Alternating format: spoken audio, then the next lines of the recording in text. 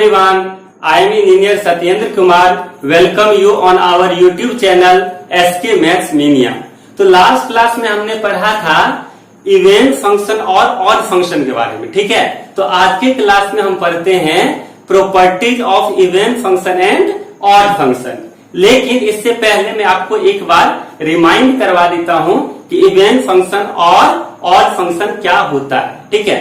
तो even function में हम लोग क्या पढ़े थे कि अगर कोई भी फंक्शन हमारा है जिसमें f of minus x equal to अगर प्लस का एफ होता है तब उसे हम लोग क्या बोलते थे, इवेन फंक्शन, ठीक है।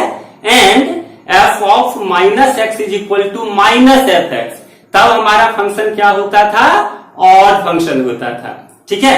तो आइए अब देखते हैं जो इवेन फंक्शन और ऑड फंक्शन है इसका प्रॉपर्टीज क्या होता है, ठीक है। तो इसमें हम लोग फर्स्ट प्रॉपर्टीज पढ़ते हैं, the sum and difference of two even functions is an even function. अगर हमारे पास दो फंक्शन है एफ एक्स और जी एक्स और अगर दोनों के दोनों इवेन फंक्शन है, ठीक है, तब उसका जो सम होगा और जो डिफरेंस होगा वो भी हमारा इवेन फंक्शन ही होगा, ठीक है। एक बार फिर से सुन लीजिए, the sum and difference of two even function is an even function, ठीक है। यानी कि दो फंक्शन है और वो दोनों के दोनों अगर इवेन फंक्शन है तो उस दोनों का जो सम होगा और जो डिफरेंस होगा ये भी इवेन फंक्शन होगा, ठीक है। अब हमारा नेक्स्ट प्रॉपर्टीज है second properties, the sum and difference of two odd function is an odd function. और इसी तरह से अगर हमारे पास दो फंक्शन है और वो दोनों के दोनों अगर ऑड फंक्शन है तो उस दोनों का सम भी और डिफरेंस भी क्या होगा, ऑड फंक्शन होगा, ठीक है। अब नेक्स्ट प्रॉपर्टी देखिए, the product of either two even function और two odd function is an even function. यहां पे इज होगा, इज एन इवेन फंक्शन। यानी कि अगर हमारे पास या तो दो ऑड फंक्शन है और या तो दो इवेन फंक्शन है और दोनों को जब आप प्रोडक्ट निकालेंगे तब हमारा क्या हो जाएगा, ऑलवेज इवेन फंक्शन होगा, ठीक है। क्योंकि देखिए इवेन फंक्शन में क्या होता है, F of minus x is equal two plus का एफ एक्स। तो जब प्लस का एफ एक्स है ही तो उसमें अगर दो अलग अलग फंक्शन है तो उसको जब आप मल्टीप्लाई करेंगे तो उसका प्रोडक्ट भी प्लस में ही रहेगा, है ना। और जब प्लस में आउटपुट आता है तब इवेन फंक्शन होता है। उसी तरह से देखिए ऑड फंक्शन में भी, ऑड फंक्शन में क्या होता है कि f of minus x is equal to minus का एफ एक्स होता है। लेकिन जब आप दो को आपस में मल्टीप्लाई करेंगे तो फिर तो माइनस इंटू माइनस तो प्लस हो जाएगा ना, तो प्लस हो जाएगा तो फिर से किसका केस फॉलो करेगा, इवेन फंक्शन का। इसलिए कि दो ऑड फंक्शन का प्रोडक्ट या दो इवेन फंक्शन का प्रोडक्ट ये ऑलवेज क्या होगा, इवेन फंक्शन होगा, ठीक है। अब अगला प्रॉपर्टी देखिए, अगला प्रॉपर्टी क्या है कि the product of one even and one odd function is an odd function, ठीक है। अब हमारे पास कोई भी एक इवेन फंक्शन है और दूसरा ऑड फंक्शन है और इस दोनों को जो आपस में मल्टीप्लाई करेंगे तो ये हमारा क्या हो जाएगा, ऑड फंक्शन हो जाएगा। क्योंकि plus into minus equal to minus, तो इवेन फंक्शन में प्लस के साथ आउटपुट आता है और ऑड फंक्शन में माइनस के साथ आउटपुट आता है। तो जब इसको हम आपस में मल्टीप्लाई करेंगे तो प्लस इंटू माइनस माइनस हो जाएगा और माइनस किस केस में होता है, ऑड फंक्शन के केस में। इसलिए अगर एक ऑड फंक्शन है और दूसरा इवेन फंक्शन है तो दोनों का जो प्रोडक्ट होगा वो हमेशा ऑड फंक्शन होगा, क्लियर है। अब अगला प्रॉपर्टी देखिए, the sum of an even and an odd function is neither odd nor even function. It is one type of important properties of even function and odd function. ये क्या है कि अगर कोई भी फंक्शन हमको दिया हुआ है ऑड और दूसरा फंक्शन दिया हुआ है इवेन और इस दोनों को अगर हम ऐड करेंगे तब ओवरऑल ना तो प्लस के साथ कॉमन आएगा और ना तो माइनस के साथ कॉमन आएगा, ठीक है। क्या, ओरिजिनल फंक्शन। इसका मतलब है कि जब दो फंक्शन जिसमें से एक ऑड फंक्शन है और दूसरा इवन फंक्शन है, तो इस दोनों का जब हम इस दोनों को ऐड करेंगे तो इस दोनों का जो सम होगा वो आपका ना ही ऑड फंक्शन होगा और ना ही इवन फंक्शन होगा। क्लियर है? एक बार फिर से सुन लीजिए कि अगर कोई भी फंक्शन हमें दिया गया है और दो फंक्शन दिया गया है जिसमें से एक है ऑड फंक्शन और दूसरा है इवन फंक्शन, तो इस दोनों को जब आप आपस में ऐड करेंगे तो उसका जो सम होगा वो नाइदर ऑड नॉट इवन, यानी कि ना तो वो ऑड फंक्शन होगा और ना ही इवन फंक्शन होगा। ठीक है? इससे आपको एक पॉइंट और क्लियर हो जाती है कि आपको जो कोई भी फंक्शन दिया गया है उसके केस ऐसा भी हो सकता है वो या तो ऑड फंक्शन है या तो इवन फंक्शन है और या तो दोनों में से कोई भी नहीं है। ऐसा भी केस आ सकता है, लेकिन दोनों नहीं हो सकता एक्सेप्ट जीरो फंक्शन का, जो मैंने आपको लास्ट क्लास में बताया भी था, है ना। तो चलिए अब नेक्स्ट प्रॉपर्टी देखते हैं। The derivative of an even function is odd function and derivative of an odd function is an even function.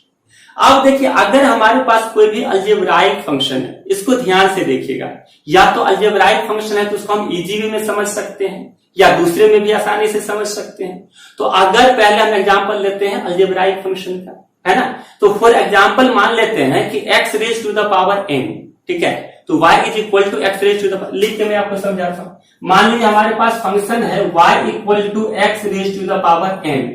अगर यहाँ पे n इवन नंबर में है तब वो हो जाएगा इवन फंक्शन, और अगर n यहाँ पे ऑड नंबर पे है तब ये हो जाएगा आपका ऑड फंक्शन। ठीक है, तब देखिए जब हम इसको डिफ्रेंशिएट करते हैं तो इसका डिफ्रेंशिएशन हमारा क्या आ जाता है, dy by d x equal to n into x raise to the power n minus 1, यानी कि उसका जो पावर है वो 1 घट गया। तो अब आप भी बताइए कि अगर इसका पावर n है और n अगर ऑड है तो डिफ्रेंशिएट करने के बाद क्या हो जाएगा, एक घट जाएगा, तो यानी इवन हो जाएगा। ठीक है, और अगर पहले से इवन है तो डिफ्रेंशिएट करने के बाद एक और घट जाएगा, तो यानी कि ऑड हो जाएगा। तो अब आप भी बताइए कि अगर कोई भी ऑड फंक्शन है तो डिफ्रेंशिएट करने के बाद क्या बन जाएगा, इवन फंक्शन बन जाएगा, और अगर इवन फंक्शन है तो डिफ्रेंशिएट करने के बाद क्या बन जाएगा, ऑड फंक्शन बन जाएगा। ठीक है, तो अब देखिए नेक्स्ट प्रॉपर्टी, तो यही प्रॉपर्टी था हमारा ये क्या, कि derivative of an odd function is an even function and derivative of an even function is an odd function. यही हमारा प्रॉपर्टी था। ठीक है, अब नेक्स्ट प्रॉपर्टी देखिए क्या है, और last property, every function can be expressed as the sum of an odd function and an even function. यानी अगर कोई भी फंक्शन है हमारे पास तो उसको ऑड फंक्शन और इवन फंक्शन के सम के फॉर्म में एक्सप्रेस किया जा सकता है, किसी भी फंक्शन को, चाहे वो फंक्शन ऑड हो या नहीं हो, इट डजंट मैटर। लेकिन अगर कोई भी फंक्शन हमें दिया गया है तो उसको ऑड फंक्शन और इवन फंक्शन के सम के फॉर्म में एक्सप्रेस किया जा सकता है। कैसे, तो वो इस तरह से देखिए, अगर f(x) है तो यहां पे हम क्या लिखेंगे, f of x plus f of minus x divided by 2, ठीक है, plus f of x minus f of minus x by 2। ठीक है, तो जो हमारा ये पोर्शन है f of x plus f of minus x by 2, तो ये होता है इवन फंक्शन। ठीक है, और यहां से जो f of x minus f of minus x by 2 है ये होता है ऑड फंक्शन। ठीक है, अब आप इसको चाहे तो प्रूफ भी कर सकते हैं। इसको प्रूफ कैसे करेंगे, देखिए, अब यहां पे हमने क्या लिया है कि f(x) is equal to f of x और plus f of minus x divided by 2, और फिर से प्लस में है f ऑफ x और minus f of minus x divided by 2।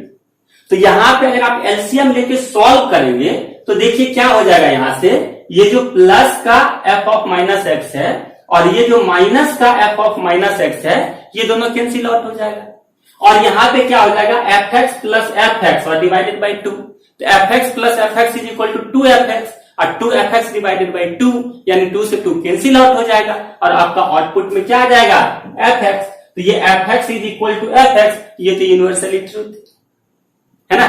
तो इस तरह से किसी भी फंक्शन को ऑड फंक्शन और इवन फंक्शन के सम में एक्सप्रेस किया जा सकता है। ठीक है, तो आज के क्लास में बेसिकली क्या जाने कि जो इवन फंक्शन है और ऑड फंक्शन है इसका डिफरेंट प्रॉपर्टीज क्या है। ठीक है, अब इसको हम इंप्लीमेंट कहां करेंगे, जब ऑड फंक्शन और इवन फंक्शन पे क्वेश्चंस बनाएंगे। ठीक है, और ध्यान दीजिएगा कि जो ऑड फंक्शन और इवन फंक्शन है ये बहुत इंपॉर्टेंट टाइप ऑफ फंक्शन था, और ये फंक्शन बेसिकली इंटीग्रेशन हम लोग जब पढ़ेंगे तो वहां पे देखेंगे खासकर डेफिनेट इंटीग्रेशन में कि कुछ क्वेश्चंस ऐसे भी हैं जिसको इंटीग्रेशन निकालना एक्चुअल में वो बहुत डिफिकल्ट हो जाता है। लेकिन अगर वो ऑड फंक्शन है और उसका लिमिट लोअर लिमिट और अपर लिमिट ये दोनों न्यूमेरिकली इक्वल होता है बट इन अपोजिट साइड, तब उसका जीरो हो जाता है।